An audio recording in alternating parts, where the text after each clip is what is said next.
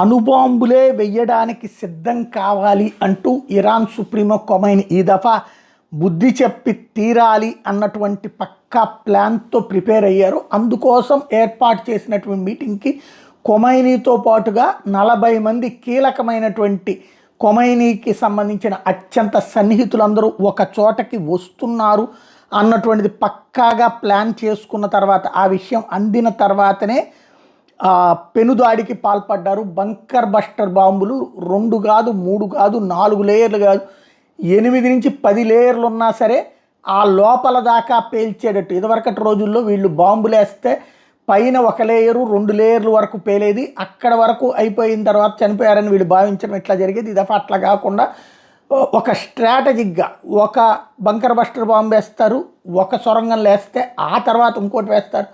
అట్లాగా 30 బాంబులు వేయడం వలన పెను విధ్వంసం జరిగింది. అందువలన ప్రాణాలు కోల్పోయారు. 40 మంది టాప్ ఇరానియన్ లీడర్స్ ఈ అమెరికా ఇజ్రాయెల్ అటాక్లో చనిపోయారన్నటువంటిది ప్రధానంగా ప్రొజెక్ట్ అవుతుంది. Fox News has learned from a senior Israeli security official.